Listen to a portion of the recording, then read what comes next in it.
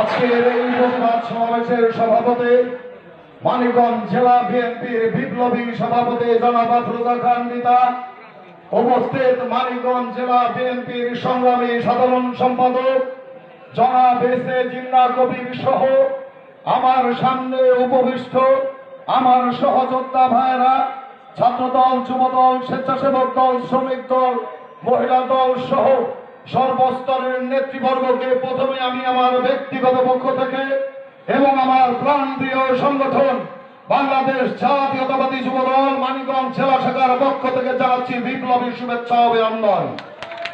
আমি বক্তব্য দিব না, আমি শুধু আপনাদের কাছে একটি প্রশ্ন করতে চাই। এই শেখ হাসিনা ফ্যাসিস্ট সরকার কর্তৃক গঠনকৃত এই ক্যাঙ্গারু কোর্টের এই ফরমায়েশি রায় কি আপনারা মানেন? আপনারা যদি না মেনে থাকেন তাহলে আপনারা দুই হাত তুলে এটার প্রাথমিক প্রতিবাদ জানান। রায় দিয়েছে হাসিনা,